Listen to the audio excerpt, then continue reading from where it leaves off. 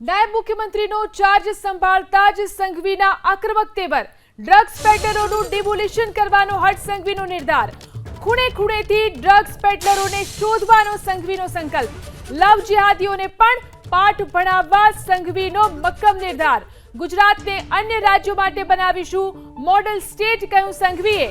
Surat police આયોજિત સ્નેહ મિલન કાર્યક્રમમાં સંઘવીએ આ પોતાનો મક્કમ સંકલ્પ રજૂ કર્યો। કે છેલ્લા 4 વર્ષમાં મુખ્યમંત્રી શ્રી ભૂપેન્દ્રભાઈ પટેલના માર્ગદર્શનમાં આપણે સૌ લોકોએ ડ્રગ્સના નશાની સામે અભિયાન નહીં પરંતુ લડાઈ લડી છે અને આ લડાઈને એક સ્ટેપ આપણે આગળ વધારવાની છે। આ લડાઈ એ આર પારની લડાઈ હોવી જોઈએ।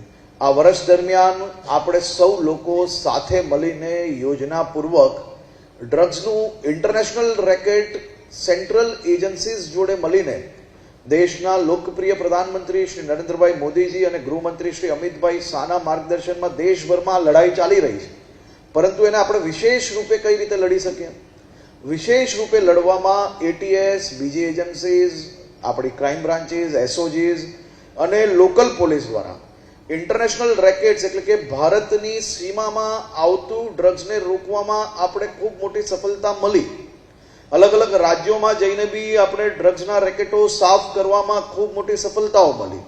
કેમિકલ ઇન્ડસ્ટ્રી ખૂબ મોટી આપણા ગુજરાતમાં હોવાના કારણે એના બાય પ્રોડક્ટ્સ જે હોય છે ડ્રગ્સના, એની અનેક બાય પ્રોડક્ટ્સ ફેક્ટરીઝને બી પકડવામાં આપણે લોકોને સફળતા મળી। હવે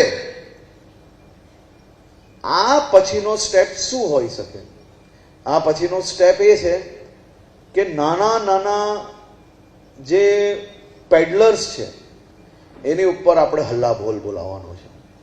હવે પછીનું દૂષણ એ આપણે મોટું ઇનકમિંગ બંધ કર્યા પછી હવે લોકલ લેવલના પેડલર્સને કઈ રીતે સાફ કરવાના છે એ દિશામાં આપણે પ્લાનિંગ બનાવીને આવનારા નવા વર્ષના દિવસે જ આપણે શ્રી ઓમ કરીને સીધું આ કામગીરીમાં ચડીને ગુજરાતના યુવા ધનને ભવિષ્ય બચાવવાની કામગીરી આપણે લોકોએ કરવી જોઈએ। હું કોઈ પ્રેમનો વિરોધી નથી, બધા જ નાગરિકોને પ્રેમ કરવાનો હક છે, પરંતુ કોઈ બી મોડેસ ઓપરેન્ડી થકી આપણા રાજ્યની દીકરીઓને ખોટા નામ ધારણ કરીને ફોસલાવીને અને સોશિયલ મીડિયાના આ જમાનામાં ટેકનોલોજીનો દુરુપયોગ કરીને આપણા રાજ્યની દીકરીઓનું જીવન બરબાદ કરવાનું કામ કરનાર કોઈ બી વ્યક્તિ હોય એને આપણે ના છોડવો જોઈએ અને એને માત્ર કાયદાની પુસ્તક વાંચીને એટલા પૂરતું જ નહીં પરંતુ મનથી, દિલથી આવવું જોઈએ કે આ દીકરીની બદલે જો આપણી દીકરી હોત તો શું કરતે, અને એ પ્રકારના કડક પગલાઓ આવા લોકો પર ભરવા જોઈએ કે ગુજરાતની બોર્ડર છે ને એ બોર્ડરની અંદર લવ જેહાદ જેવા કોઈ બી કારસ્તાન કરવાનો કોઈ પ્રયત્ન ના કરે।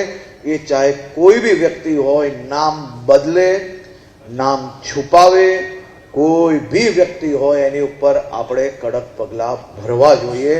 આમાં કોઈ સાચા પ્રેમનો વિરોધ નથી કરવાનો, કોઈ સાચા વ્યક્તિને આપણે હેરાન કરવા નથી જવાનું।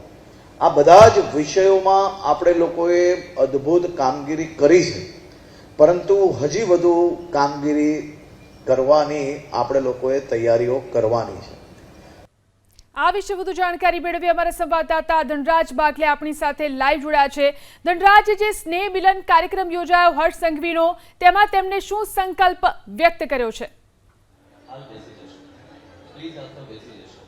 જી બિલકુલ, જે પ્રમાણે ગાંધીનગરની શપથવિધિ કાર્યક્રમમાં હર્ષ સંઘવીનું નામ નાયબ મુખ્યમંત્રી તરીકે જાહેર થતાની સાથે જ સુરતવાસીઓએ ભવ્યાતિ ભવ્ય કાર્યક્રમ કરવાનું મન બનાવી લીધું હતું, પરંતુ ગૃહમંત્રીએ તમામને સ્પષ્ટ સંકેત આપી દીધા હતા કે કોઈ મોટો તામઝામ નહીં, કોઈ મોટા મોટા બેનરો નહીં, ખૂબ જ સાદાઈથી અભિવાદન કાર્યક્રમ કરવામાં આવશે ને એ જ પ્રમાણે ગૃહમંત્રી હર્ષ સંઘવી સાદાઈથી સવારે 8:30 કલાકે રેલવે સ્ટેશન ઉપર વંદે ભારતમાં આવ્યા, ફ્લાઇટમાં નથી આવ્યા અને હવે અભિવાદન કાર્યક્રમ જ્યારે કરવામાં આવી રહ્યો છે ત્યારે એ પણ ખૂબ સાદાઈથી તસવીરો તમે જોઈ શકો છો. અત્યારે હાલ સુરતના સરસાણા પ્લેટિનિયમ ડોમ ખાતે પોલીસ અભિવાદન સમારોહ છે, ત્યારબાદ જે ભાજપના હોદ્દેદારો હશે, કાર્યકર્તાઓ હશે તેમના દ્વારા કાર્યક્રમ અને ત્યારબાદ સુરત શહેરના અગ્રણીઓ દ્વારા અભિવાદન કાર્યક્રમ કરવામાં આવશે. જી ધનરાજ, આભાર તમામ જાણકારી આપવા માટે.